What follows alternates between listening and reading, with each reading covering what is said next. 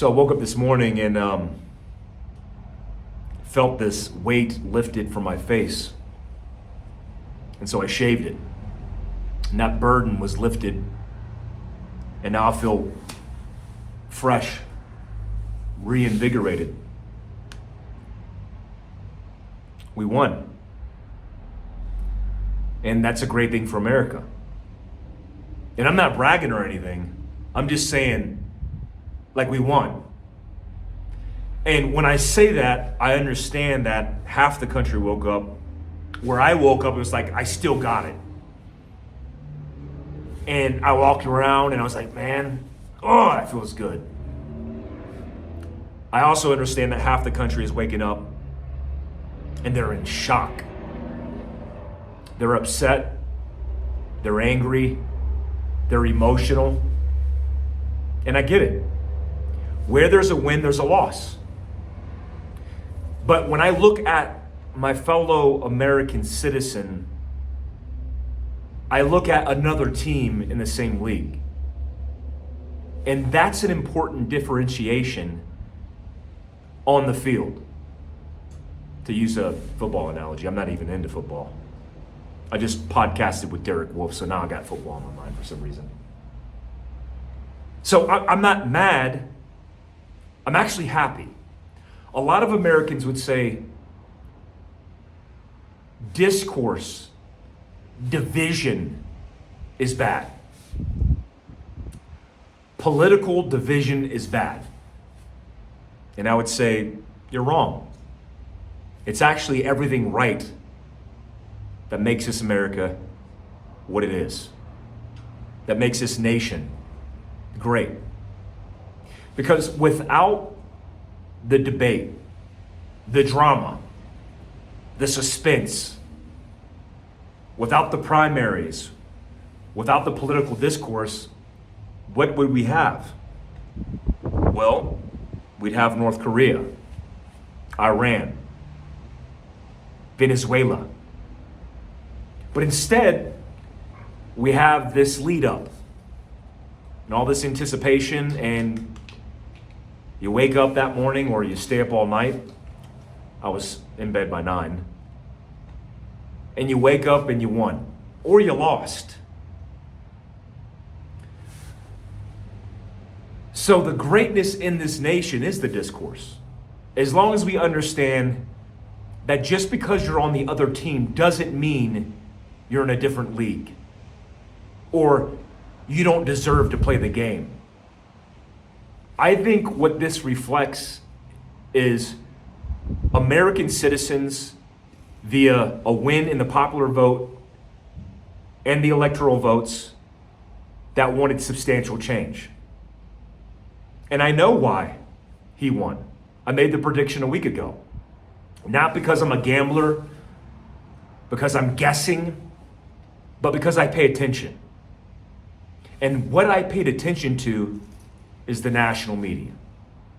You know, the companies that have talking heads that read teleprompters, that are queued up and disseminated through different production talking points across the entire spectrum of MSNBC, ABC, NBC, CNN, and the list goes on, spewing propaganda, trying to influence elections via the talking points that aren't even true, that can't be labeled mis or disinformation because we're supposed to trust journalism and journalists that are now just talking heads reading a teleprompter, who are incentivized by corporations that are sponsoring them, and they'll say whatever they have to say to get their win.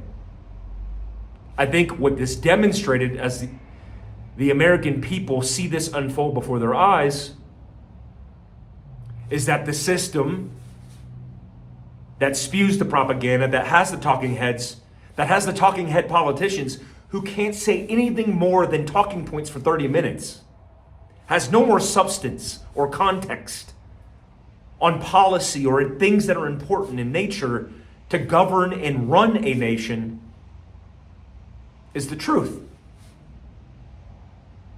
The truth is there is a deep state. that's ran by BlackRock, Big Pharma, major corporations that have power and influence using puppets on strings to do their bids for them. While 1,800 lobbyists in Washington, D.C. move the shell on the barrel trying to play the game. And you know who's getting played? The American people. I've heard more Americans talking out loud, spewing propaganda they heard or they watched on big corporate national media channels that aren't true. And so those people are haters of Trump, Elon Musk, even RFK, because he's on the bandwagon. I saw an article by People magazine, which I don't know when People was ever relevant, but they did an article on Elon Musk talking about his exes and his children. Why do you think they're doing that? Well, the simple reason is because he's on the wrong team. So instead of having discourse on the political stage and an opinion via people on X or Twitter, we have national media corporations using their tentacles to go after their enemies. So now they're not even reporting on actual news. They're reporting propaganda to influence the outcome. And it doesn't have to be the election, it could be the outcome of anything. Want more influence via the pharmaceutical drug? Want more influence via the policy shift and change, the politician? We'll just pump it out via the production notes disseminated to all the channels. And what I hope takes place over the next 4 years, besides a reduction in the government, cleaning house, using our taxpayer dollars to take care of Americans, ending proxy wars, is I hope the American people wake up to what's actually happening. Because The View, which has production notes of talking heads that are trying to influence American citizens about how one side is the enemy, as they're saying that same enemy is propagating lies and influence and hate. No, it wasn't a hate rally. It was actually a friendship rally, an American rally.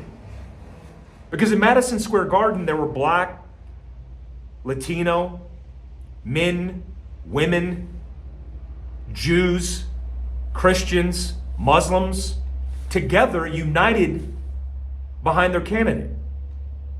And what the popular vote showed and demonstrated clearly via taking all the swing states is that America is waking up. So here's what I'll say to fellow Americans. Don't buy into the bullshit. Because discourse, political division is good. Next time, if you have the right candidate with the right talking points, the American citizens of this country will rally behind that person. But if you propose some bullshit, a puppet who's been a puppet her entire life, she's not going to win. And that's okay. Because every 4 years, you have the opportunity to change. I am not on the right team or the left team. I seek independence based on the character, values, and policies of the person I will decide to be in their camp. And Trump's that guy. Trump's that guy. He's the business consultant that nobody wants to see come through the front door. He's the guy who's going to come in and potentially take your job, and that's okay. Sometimes it's okay to trim the fat. Sometimes it's okay to grab your stomach and fold it together in the mirror and realize that you got to trim the fat to be healthy and well. And if you don't do that, If you aren't willing to be vulnerable, then you're not going to grow. You'll continue to be bloated with $35 trillion in debt, continuing to supply and fund foreign wars. Hell, you might even have Dick Cheney on your side and advocating for how he's a good dude. So what I want is for Americans to wake up. What I want is them to recognize the real enemy of this country. It's not each other. It's the influence of mostly corporate America, big pharma, pushing and propagating lies through the national media. Those are the real bad guys. I don't think we need to go to war with them because they are going to war with themselves. They've already shown their ass. And 4 years, through a process, through good policy, a thriving economy, less foreign conflict and wars, what you're going to see is a national media that's completely irrelevant. And you'll see a mass migration. Already we're seeing this now. Well, you'll be paying attention to me and Annie Stump on Focal Point talking about the news because you trust us because we aren't taking money from Big Pharma. We're not taking the influence from production notes from BlackRock. We're independent journalists reporting on information that's factual. We're not telling you what to think or how to think, but we're giving you perspective. And that's the beauty and magic of America, guys. You might have woken up a loser. Pick yourself up by your bootstraps. Understand and accept that the country is headed in the right direction. Or even if you're potentially looking at it and going, I'm suspecting it's not going to go well, give it a chance. See what happens when an outsider who's not a politician steps into the government with a team, not as a dictator, not as a tyrannical, sexist warmonger, but as a man who has run with worldly perspective, large organization, takes a team of great Americans to make this country great again. We've been headed in the wrong direction for so long, and now it's time to turn the page. I'm excited about the prospect of the future. I know there's going to be some potential civil unrest and people protesting that I hope remains peaceful, but that's just the nature of this country. God bless America, and God bless you guys. Peace out, guys.